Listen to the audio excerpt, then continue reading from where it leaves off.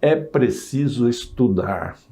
O advogado tem que conhecer o direito. Será que pode haver uma mudança de acusação daquela original que constava na portaria inaugural durante o processo? Hoje nós vamos falar de um assunto que é muito importante: a acusação original de um processo administrativo disciplinar.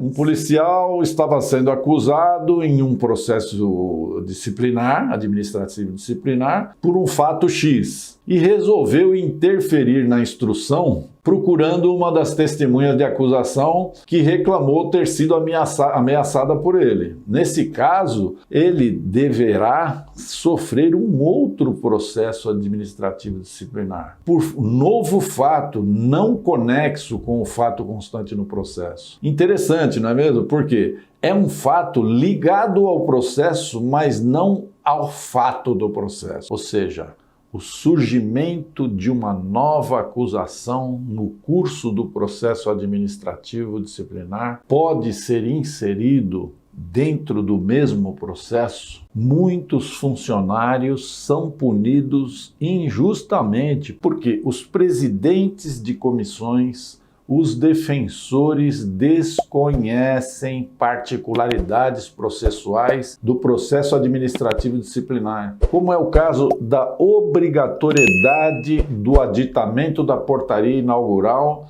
e da impossibilidade de punição além daquela prevista na portaria, mesmo por fato noticiado no curso do processo e conexo ao fato subcensura, ou seja, ao fato que está em foco. Veja aqui as falhas que eu vou mostrar. Eu vou te explicar tudo para você ficar bem por dentro dos seus direitos, esses direitos que você tem no processo, e para você não se deixar enganar. A primeira questão diz respeito à possibilidade ou não de mudança da acusação constante na portaria com o surgimento de novas acusações no curso do processo administrativo disciplinar. Vamos lá, raciocina comigo aqui.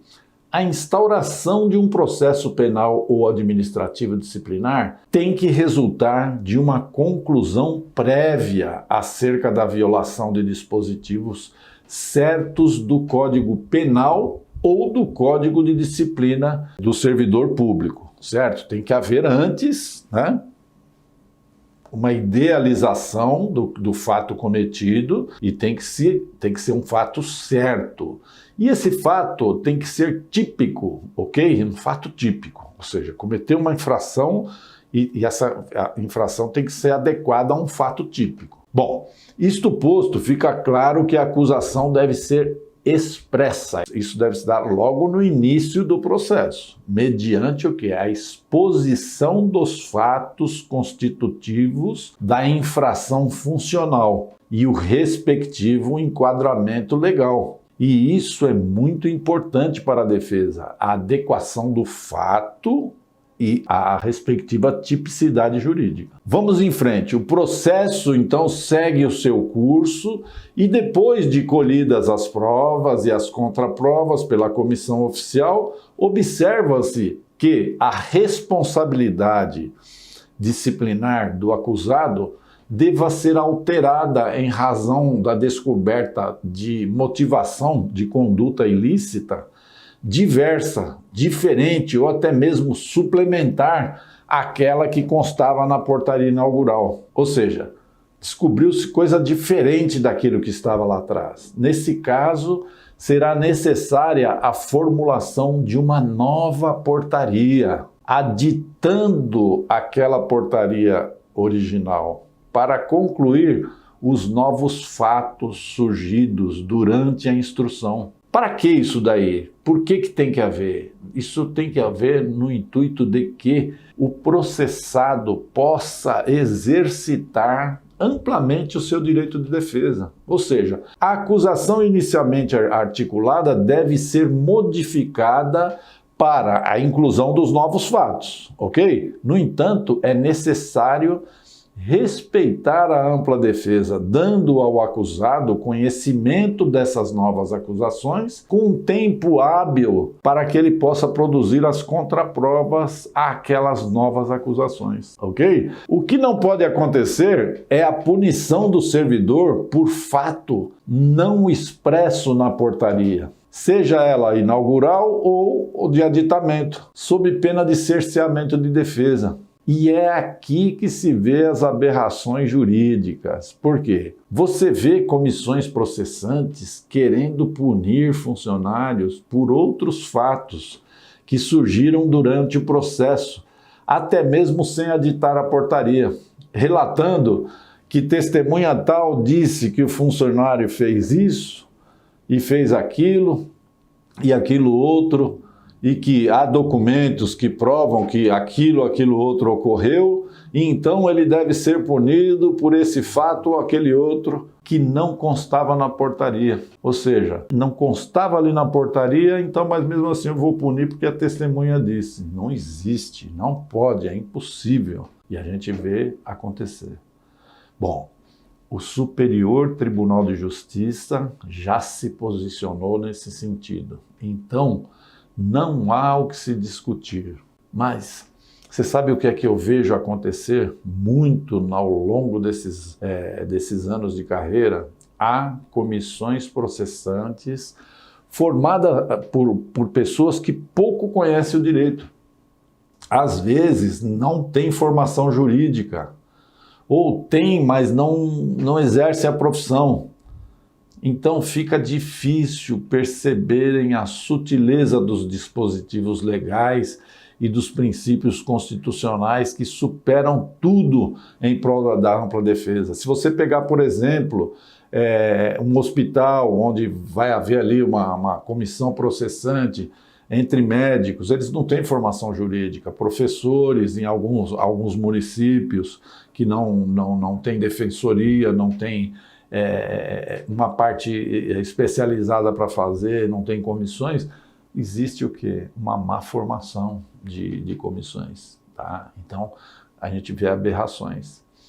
Agora, quem conhece bem o direito administrativo disciplinar sabe que se houver aditamento à portaria inaugural, o acusado tem direito a ser novamente interrogado, as testemunhas poderão ser ouvidas novamente, ou outras testemunhas poderão ser arroladas, outra defesa complementar deve ser apresentada, como um outro relatório tem que ser emanado pela comissão processante, mas na maioria das vezes nada disso é feito.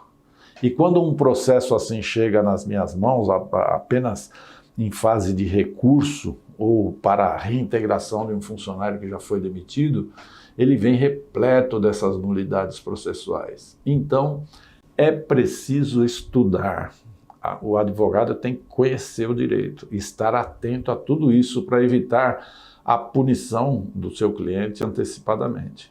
Não vamos confundir o caso do servidor que já responde a um processo administrativo disciplinar e venha a cometer uma nova transgressão sem conexão direta com aquelas apuradas no feito já instaurado, porque nesse caso será necessária a instauração de um outro processo, né? E já vi isso acontecer algo parecido assim. Vou dar um exemplo aqui. Um policial estava sendo acusado em um processo disciplinar, administrativo disciplinar, por um fato X e resolveu interferir na instrução desse processo, procurando uma das testemunhas de acusação que reclamou ter sido ameaçada por ele. Nesse caso, ele deverá sofrer um outro processo administrativo disciplinar, por novo fato não conexo com o fato constante no processo. Interessante, não é mesmo? Porque é um fato ligado ao processo, mas não ao fato do processo, né? Então, é um outro processo, desconexo com o fato desse. Como se vê, o processo administrativo disciplinar é ato complexo. E para estar sempre por dentro, acompanhe o nosso canal aqui. Nós vivemos dando dicas muito importantes para você. Bom, agora vai lá o meu pedido.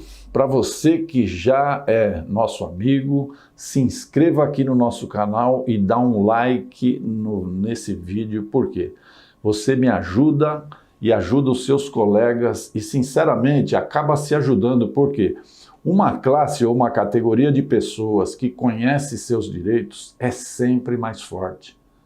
Deixa seu comentário aqui, diga qual é o tema que você quer que eu fale no próximo vídeo, ok? Por hoje é só, um grande abraço e obrigado pela enorme audiência que nós estamos recebendo de você e de milhões de pessoas no mundo todo. E por isso eu quero expressar minha gratidão. Obrigado e até o nosso próximo encontro aqui.